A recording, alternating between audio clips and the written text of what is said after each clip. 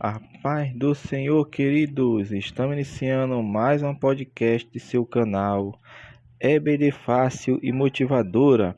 E na podcast de hoje nós comentaremos a lição de número 6 das lições bíblicas jovens, que tem como título O Terceiro Sinal, o Paralítico de Betesda. Ok? Dando prosseguimento ao nosso estudo bíblico deste trimestre, ao qual nós estamos estudando o Evangelho do Apóstolo João. E hoje iremos comentar essa lição maravilhosa, que é o terceiro sinal dos 7 que iremos estudar ao longo deste trimestre, bem como outros temas propostos pelo autor da lição. E nesta lição nós vamos comentar, e esperamos que ela seja uma lição de edificação, assim como as outras, porque nós estamos comentando tudo isso para que todos venham a crescer na graça e no conhecimento de nosso Salvador. E é este conhecimento que nós estamos apregoando aqui, este conhecimento progressivo acerca de Cristo.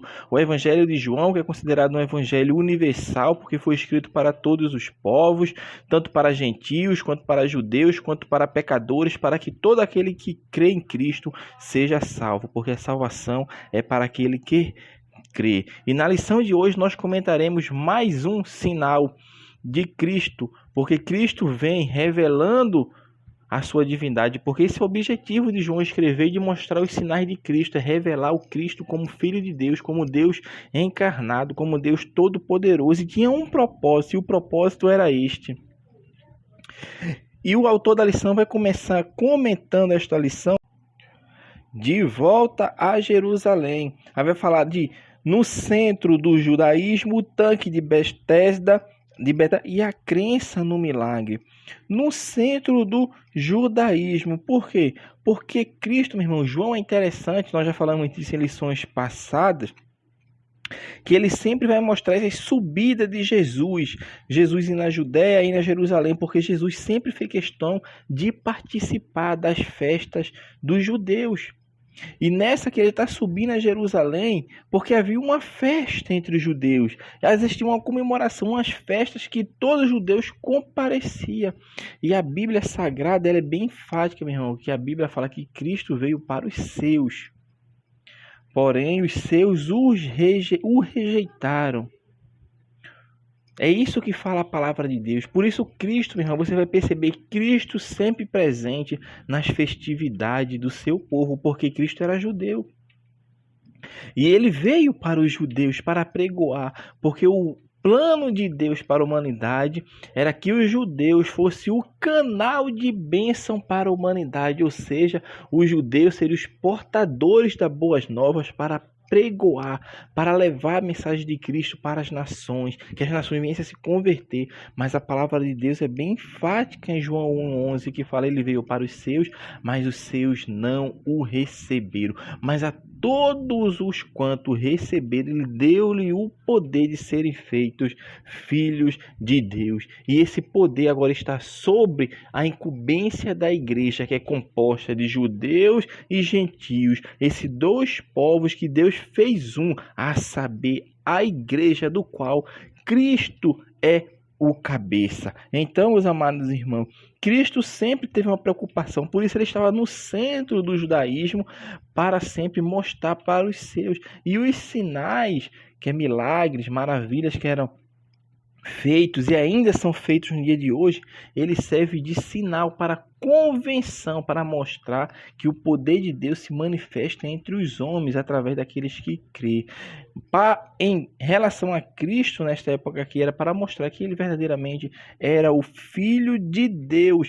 E vai falar desse milagre, que vai falar sobre o tanque de Betesda. A palavra de Deus é bem clara, que fala que esse tanque estava próximo à porta das ovelhas, e a Bíblia fala que ali se concentrava um grande número de pessoas doentes. Era uma multidão de pessoas que sofriam de alguma moléstia, de alguma mal, de alguma chaga.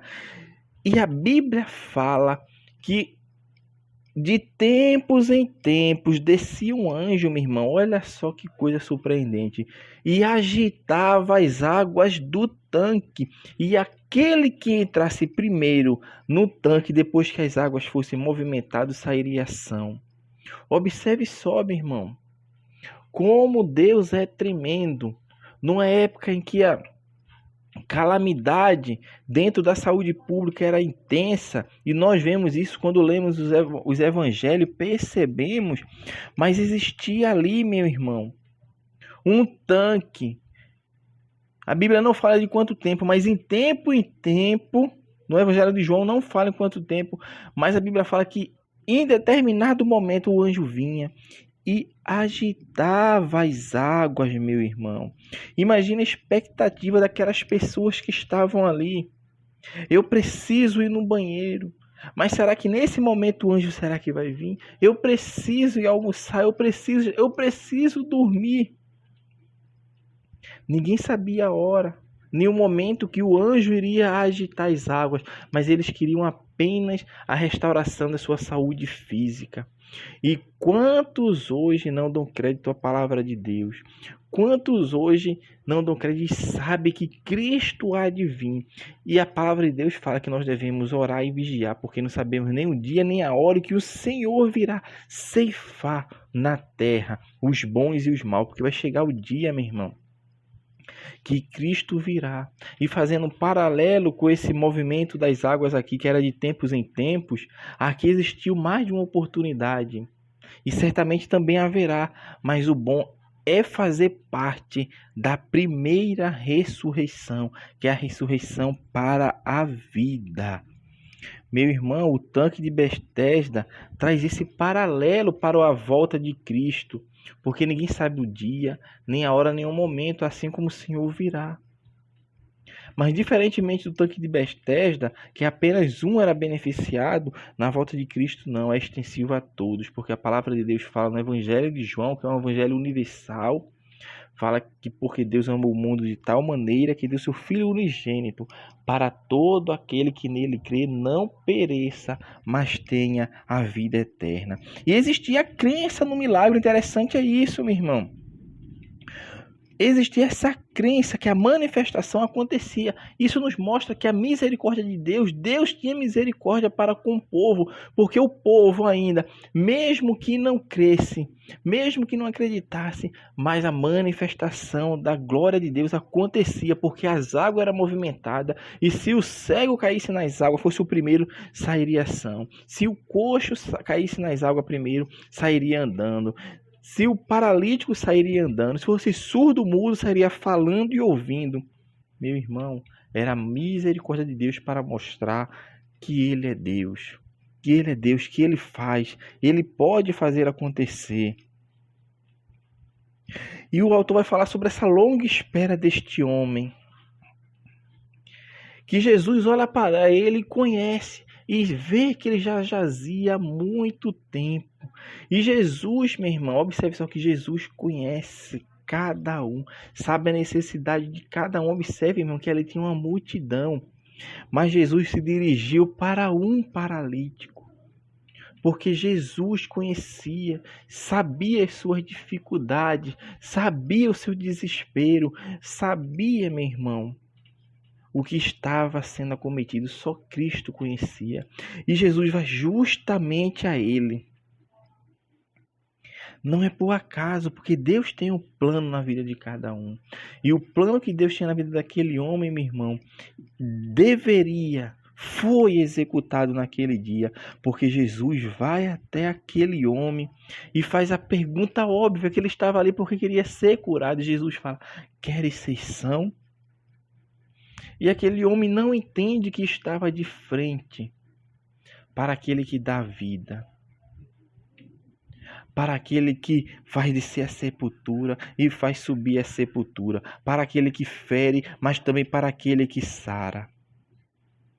E Jesus olha para ele: queres ser são? E ele explica para Jesus: Jesus, essa multidão está aqui toda ansiando pelo milagre. E de tempos em tempos a água é movimentada, mas não tem ninguém que me faça ser lançado nas águas para receber a cura. Eu não tenho ninguém, eu sou só. Imagine só, meu irmão, aquele homem não tinha amigos.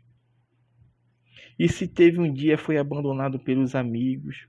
Os familiares não estavam com ele ali naquele momento para ajudá-lo a receber a sua cura. Existem momentos que acontecem assim na nossa vida, meu irmão. Não tem ninguém do nosso lado. Não tem ninguém para apoiar, não tem ninguém para ajudar. Porque muitas vezes esquecemos que temos um amigo fiel que é Cristo. E Cristo vem e se põe ao nosso lado. E muitas vezes pergunta ao nosso ouvido: queres sessão? Queres receber resposta? E às vezes nós argumentamos com Cristo,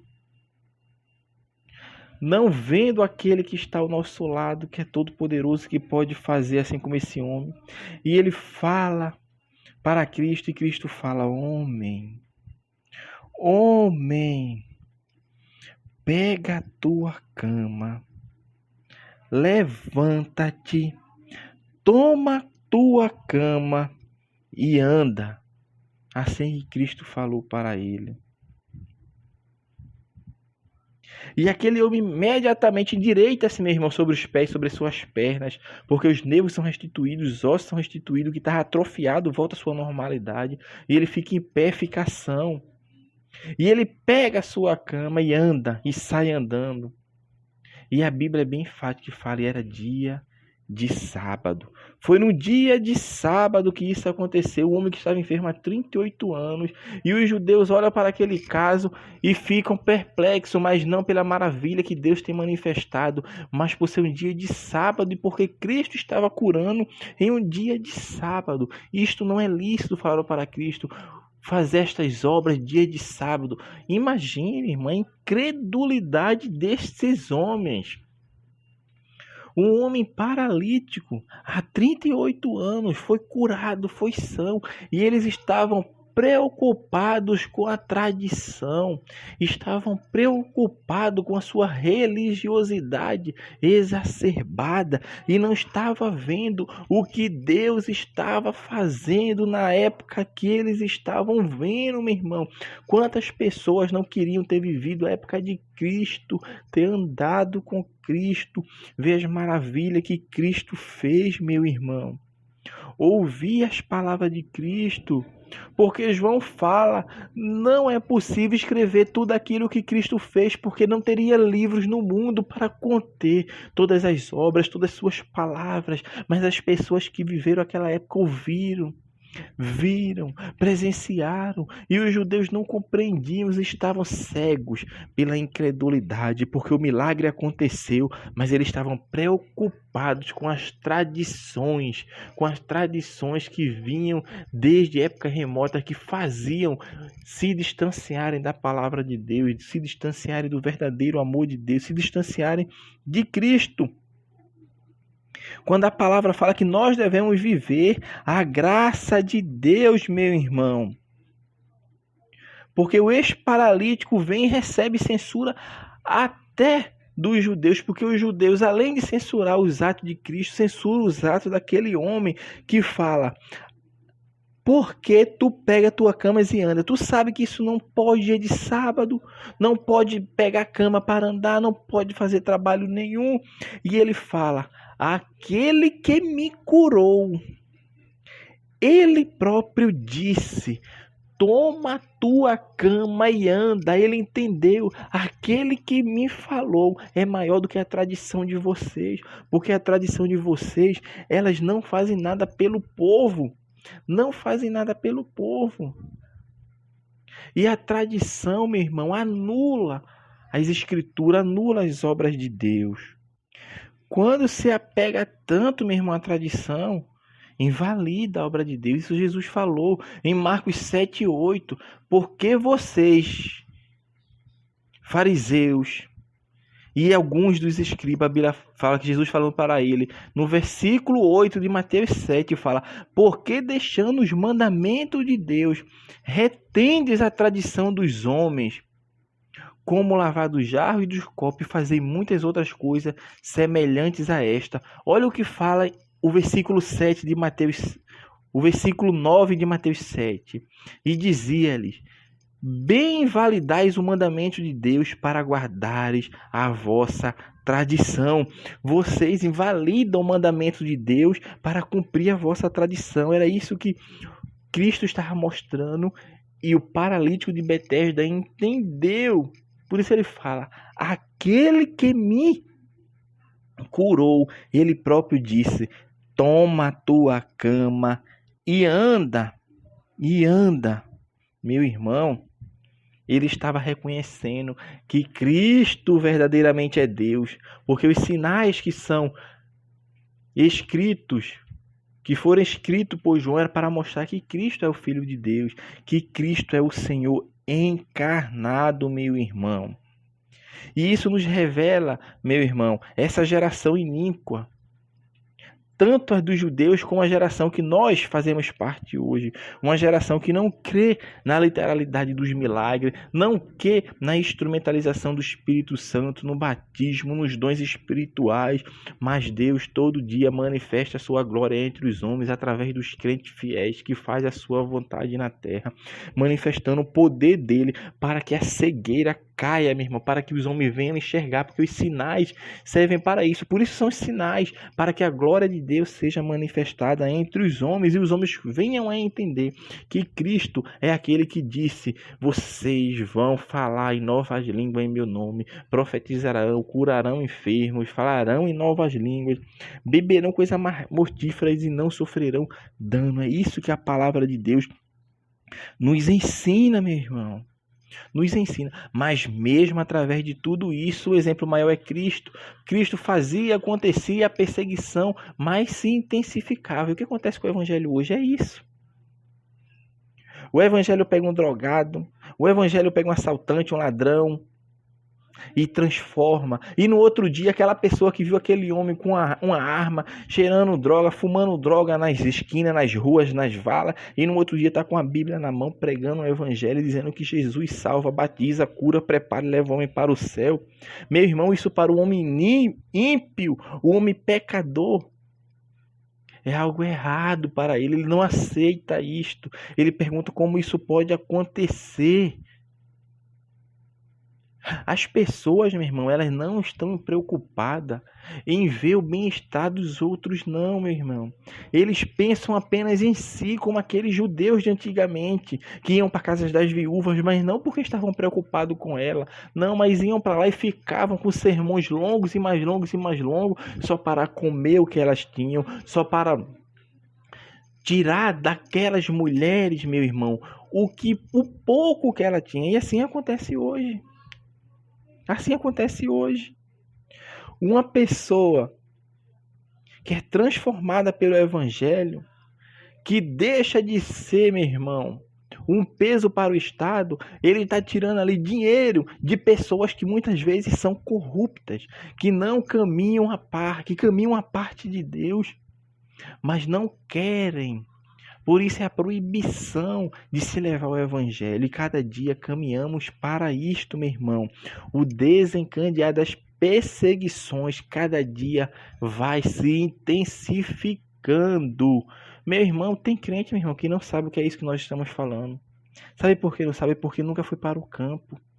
Quando falo no campo, é sair das quatro paredes da igreja, porque é muito bom estar nas quatro paredes da igreja cultuando, cantando e louvando e ouvindo pregação, mas ninguém quer sair para as ruas para pregar o evangelho, porque é ali é que você vai se encontrar, sabe com quem? Com o endemoniado, com pessoas que não creem em Cristo, com pessoas que vão lhe afrontar, porque é no campo, meu irmão. Eu não estou falando aqui do campo missionário em outras localidades, é na sua região mesmo. É na sua região mesmo. Porque a experiência do poder de Deus, ela se manifesta na vida daquele que tem Deus em sua vida. Por isso muitas pessoas não saem ao campo, não vê a ministração do poder de Deus na vida de ninguém. Sabe por quê? Porque ele é crente de quatro paredes. E a Bíblia fala que Deus ortogou através da igreja o ide por todo mundo, pregai o evangelho, fazer discípulo. E muitas vezes nós não vamos. Porque na igreja você está falando para crente, você não vai ser contrariado. Mas no campo missionário você vai ser contrariado. Mas vem pessoas endemoniadas. E para expulsar tem que ter o poder de Deus na vida. Será que você está preparado para isso? Será que eu estou preparado para isso? Será que nós estamos preparados para ir de encontro? Aconteceu um caso desse no livro de Atos. Paulo expulsava demônios, assim como os que estavam com ele. E teve os filhos de um certo judeu chamado Cefas, que foi tentar expulsar o demônio de uma pessoa numa casa. E a Bíblia fala que eles saíram nus, correndo, porque quase foram espedaçados pelo endemoniado. E aquilo foi notório em toda a cidade. Porque, meu irmão, para ir para o campo, meu irmão, para ir para a luta, porque nossa luta não é contra a carne nem sangue, mas contra as hostes espirituais que se encontram nos lugares celestiais. É contra isso. E para isso eu tenho que estar com a espada de Deus, que é a palavra. É a palavra. A espada do Espírito Santo é a palavra. Não é eu andar com a Bíblia na mão, ela está na minha mente, na minha vida. Eu ser praticante, como o apóstolo Tiago fala. Não seja apenas ouvinte, mas seja praticante, porque aquele que pratica, ele conhece a Deus. E quem conhece a Deus tem intimidade com Deus para se debater com as coisas dessa vida. Então se prepare, porque vai ser desencadeado perseguição. E crente vai sair das quatro paredes para conhecer o poder de Deus, porque tem crente que está na igreja, mas não conhece o poder de Deus ainda. Mas Deus vai se manifestar na vida dessas pessoas, para que essas pessoas venham e entrem no caminho que Deus quer que eles trilhem, um caminho de vida, um caminho de renovo, de transformação, de mudança, porque primeiramente a mudança tem que acontecer dentro da igreja para alcançar a vizinhança, a rua, a esquina, o bairro, a cidade e se expandindo, porque ela só se propaga quando o crente tem testemunho diante de Deus, tem vida diante de Deus. E Cristo estava mostrando que ele era igual ao Pai. O poder que o Pai tinha, ele tinha. Embora ele mesmo se despiu de sua glória, ele não deixou de ser Deus, entenda isso. Cristo, quando encarnou, ele não deixou de ser Deus. Ele apenas se despiu de sua glória. Mas ele era igual ao Pai em substância, igual ao Pai de mesma natureza. Ele era igual ao Pai, não era diferente de forma nenhuma, mas era igual ao Pai. Apenas ele se encarnou para se fazer igual a cada um de nós, porém sem pecado. Embora seja tentado de todas as formas, Cristo foi tentado, irmão, de todas as formas. Todos os pecados que nos advêm, que muitas vezes caímos, Cristo foi tentado, mas não caiu. Ele perseverou até o fim, por isso ele foi entregue à morte, para fazer expiação pelos teus pecados, para nos dar a maior vitória de todas, que é a salvação da alma. O paralítico de Betesda recebeu a cura, mas o maior de tudo foi a salvação da sua alma. Porque Cristo disse para ele não pecar mais. Não pecar mais. Porque quem aceita Cristo, meu irmão, quem se volta para o caminho de Cristo tem que andar em santidade, tem que consertar a sua vida. Eis que as coisas velhas se passaram, eis que tudo se fez novo. Então nós somos uma nova criatura, porque Cristo passa a habitar dentro de nós com seu Espírito Santo.